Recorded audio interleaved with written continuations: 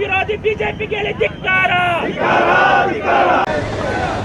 ಕೋಲಾರ ಜಿಲ್ಲಾ ಕಾಂಗ್ರೆಸ್ ಸಮಿತಿ ವತಿಯಿಂದ ಜಿಲ್ಲಾ ಕಾಂಗ್ರೆಸ್ಸಿನ ಅಧ್ಯಕ್ಷರು ಮತ್ತು ಕಾರ್ಯಾಧ್ಯಕ್ಷರು ಮತ್ತು ಎಲ್ಲ ಬ್ಲಾಕ್ ಕಾಂಗ್ರೆಸ್ಸಿನ ಅಧ್ಯಕ್ಷರು ಮತ್ತು ಎಲ್ಲ ಹಿರಿಯ ಮುಖಂಡರು ಮತ್ತು ಪಕ್ಷದ ಕಾರ್ಯಕರ್ತರ ಒಂದು ಸಮ್ಮುಖದಲ್ಲಿ ನೇತೃತ್ವದಲ್ಲಿ ಏನು ಕೇಂದ್ರ ಸರ್ಕಾರ ಮೋದಿ ಅವರ ನೇತೃತ್ವದ ಸರ್ಕಾರ ಇತ್ತೀಚೆಗೆ ಜನವಿರೋಧಿ ನೀತಿಯನ್ನು ಅನುಸರಿಸ್ತಾ ಇದೆ.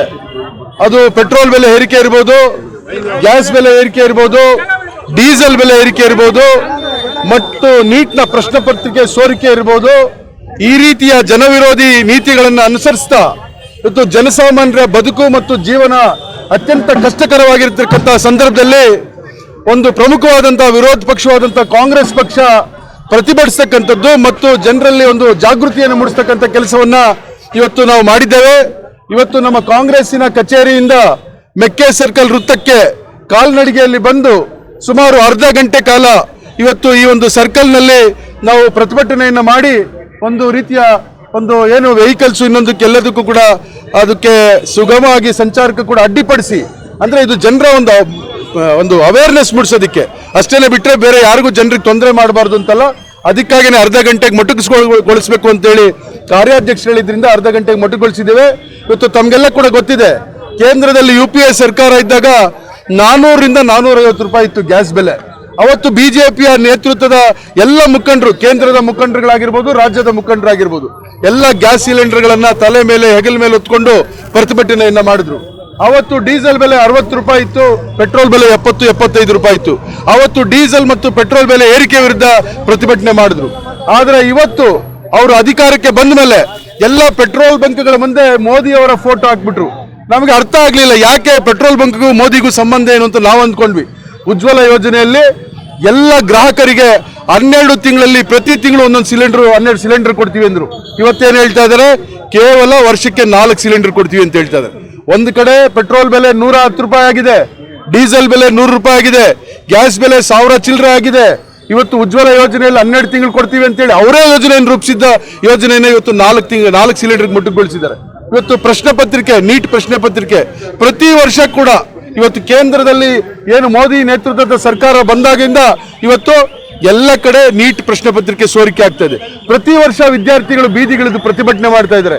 ಅವರ ಭವಿಷ್ಯ ಆತಂಕದಲ್ಲಿದೆ.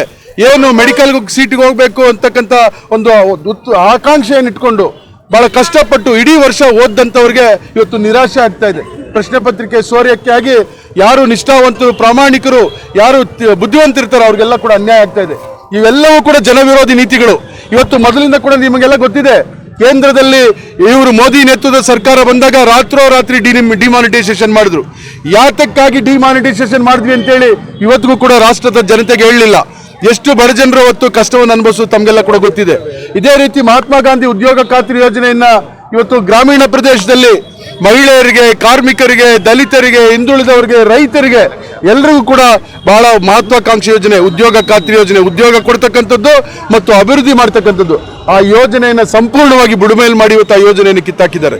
ಇವತ್ತು ಈ ರೀತಿಯ ಜನವಿರೋಧಿ ಕ್ರಮಗಳನ್ನ ಏನು ಕೇಂದ್ರ ಸರ್ಕಾರ ಬಂದ ಮೇಲೆ ಮಹಿಳೆಯರ ವಿರುದ್ಧ ಇವತ್ತು ಮಹಿಳಾ ಮೀಸಲಾತಿಗೆ ಸಂಸತ್ನಲ್ಲಿ ಹಿಂದೆ NDA ಸರ್ಕಾರ ಇದ್ದಾಗ 2019ರಿಂದ 24ವರೆಗೂ ಇದ್ದಾಗ ಸಂಪೂರ್ಣವಾಗಿ ಅದಕ್ಕೆ ಬಹುಮತದಿಂದ ಅಂಗೀಕರಿಸಿದ್ರು ಕೂಡ ಅದನ್ನು ಜಾರಿಗೆ ತರಲಿಲ್ಲ. ಇವತ್ತು ಮಹಿಳೆಯರ ವಿರುದ್ಧ ನಡ್ಕೊಳ್ತಾ ಇದ್ದಾರೆ, ವಿದ್ಯಾರ್ಥಿಗಳ ವಿರುದ್ಧ ನಡ್ಕೊಳ್ತಾ ಇದ್ದಾರೆ. ಇವತ್ತು ರೈತರಿಗೆ ಇವತ್ತು ಅವ್ರಿಗೇನು ರಸಗೊಬ್ಬರಗಳು ಮತ್ತು ಕ್ರಿಮಿನಾಶಕಗಳು, ಕೀಟನಾಶಕಗಳಿದ್ದಾವೆ, ಅದು ಸಕಾಲಕ್ಕೆ ಸರಬರಾಜು ಆಗ್ತಾ ಇಲ್ಲ. ಅದರ ಬೆಲೆಗಳು ಕೂಡ ಇವತ್ತು ಗಗನಕ್ಕೇರಿದೆ. ಇವತ್ತು DAP ಆಗಿರ್ಬೋದು, 10, 26, 20 ಆಗಿರ್ಬೋದು, ಯೂರಿಯಾ ಆಗಿರ್ಬೋದು, ಅದರ ಬೆಲೆ ಗಗನಕ್ಕೇರೋದ್ರ ಜೊತೆಗೆ ಸಕಾಲಕ್ಕೆ ರೈತರಿಗೆ ಪೂರೈಕೆ ಆಗ್ತಾ ಇಲ್ಲ.